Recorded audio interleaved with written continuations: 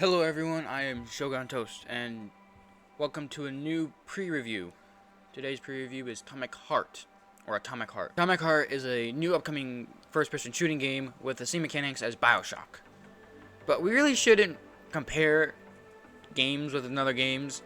People are already doing that with Dark Souls and Elden Rings. When I first heard of Atomic Heart, I already wanted to play. It looks amazing with the graphics, the combat, and other stuff to come. But before I dive into the game, let me tell you the main plot and let me tell you a bit of the plot and the story of the game.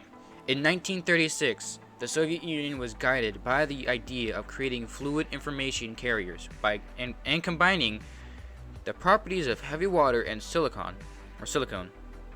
A professor named Dmitry Sergeyevich Sechenov made the discovery of polymer as a plastic electric storage device.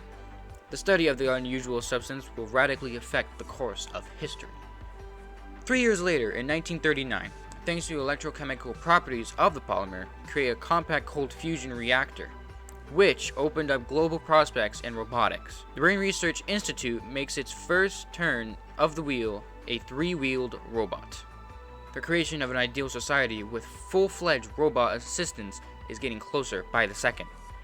Already, in 1939, the USSR have perfected robotics on a massive scale. In 1941, Professor Sechenov's research is given the green light, and in a couple of years, a network of research and production complexes is being built in the country, each of which conducts development in its own field, while simultaneously being part of a common national project called Facility 3826. I have no idea what Facility 3826 is, but we'll most likely find out in the game. 1948. To increase the effectiveness of robot control, a group of scientists led by Sechenov successfully launched the Collective 1.0 system, connecting robots into a controlled network. Robotics in the USSR achieved significant progress and amazing results, successfully replacing humans in the workplace. Machines build cities, laid new logistics routes in the sky and on the ground, helped people in places of natural disasters, and gradually became an integral part of the life of the Soviet citizens. Europe now welcomes humanitarian aid in the form brand new Soviet robots. 1950. Sechenov discovers polymer assimilative adaptations, the ability of substance to take root in the human body. This makes it possible to connect and attach to an interface device to the user, which in the future will allow users to join Collective 1.0 in order to remotely read, mentally control robots, and, if necessary, almost instantly study a lot of various information. From 1951 to 1954, many years of research and work on the interface between man and machine, the device is finally created and named Thought. Society is waiting with bated breath for the onset of a beautiful and bright tomorrow. And in 1955, having successfully completed the test, the USSR began the all-union polymerization of the population. The long-awaited update of the Collective 2.0 neural network is scheduled for June 13th. Finally, the citizens of the USSR and subsequently all the people of the world will be able to get the Thought device for personal use and enter into a single system with robotic machines that will control the power of thought. So in this alternate reality, the USSR have perfected robotics to a high scale where they are seen as the higher power in robotics and probably in the world. Robots have taken on other people's jobs, and they have made it so that you can interface with the robot's neural network by using thought. And with Collective 2.0 coming out on June 13th, everyone in the USSR is going to get polymerized.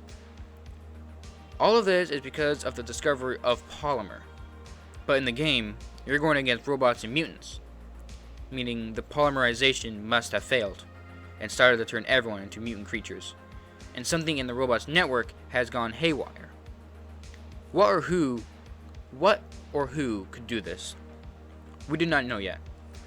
The USSR had plans, but something or someone didn't like the idea of humans connecting with the robot hive or network.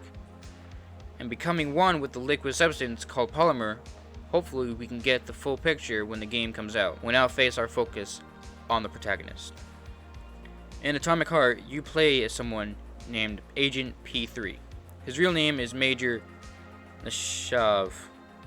I think it's Nashav. He is placed on a special assignment where he has to do what is necessary to complete his mission. P3, the name P3, was assigned to Nashav in honor of plutonium after he was exposed to it in a laboratory and left him with severe injuries. His injuries were practically incompatible with life. His arms and left leg were crushed, and his brain was in a state of severe concussion. To save the life of his best agent, Sechenov personally implanted metal prosthesis into Nashav and restored his brain function, which in some cases makes him some sort of cyborg, I believe. That seems like a cyborg thing.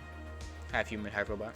Nevertheless, P3 failed to fully rehabilitate himself, and he didn't manage to recall many details from his past before the operation. His memory of the mission is fragmented, and he continues to suffer from PTS.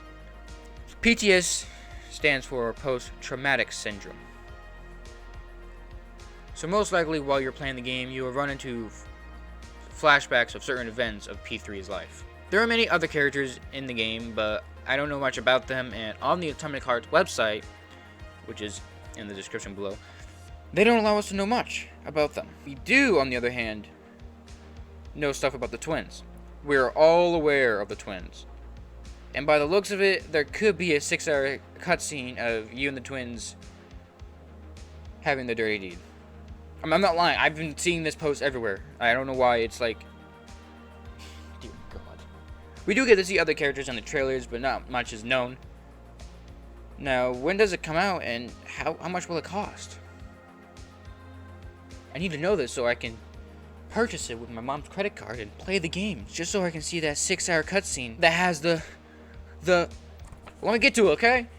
Goddamn. Atomic Heart is releasing on February 21st, with the price differing depending on what version you get. The standard version will be $60. The gold edition will be $90, and the premium edition will be $100. Holy crap. If you think of it, it's a pretty cheap price for Americans. Now, for the people who are developing and publishing this game, I'm getting to that. The developer of the game is Munfish. Their games are Soviet Lumpark VR and Atomic Heart. Atomic Heart is their first genuine game, and they have outdone themselves. The publishers are Focus Entertainment, Munfish, and For Divinity. Altogether, they made a bunch of games. I am not going to name all of them. But here are some of the games anyways, on screen. Now for the developers and the publishers, they want Atomic Heart to be a game where everyone can enjoy. Yes, that is right. Atomic Heart will be on PS4, PS5, Xbox One, Xbox Series X and S, and Steam for all those hardcore PC gamers who will speedrun it once they get their mommy's credit card or sell their feet pics on OnlyFans. This game shows potential, and it is available for all consoles besides Nintendo. And with 6 to 7 years of development, I feel like it will be nominated for Game of the Year this year. With the latest news of the game being a 6-hour sex scene. 6 hours! Besides that, and the fact that it shows inspiration from Bioshock, the game looks fun. Overall, my pre-review rating of the game is a total 8.5 out of 10. The combat looks like Bioshock's combat, but the enemies look very good. And the story of the world is great, not to mention the maps. I will be playing this game as a playthrough, and I will tell you my final rating. Thank you for those who were able to finish the video without getting bored. I am happy that you enjoyed the video, and if you're excited for Atomic Heart, hit the like button. And if you want to see more pre-reviews, hit the subscribe button and click the link on the top right for all the other pre-reviews. Stay toasty, stay cool. I'll see you in the next video. Goodbye.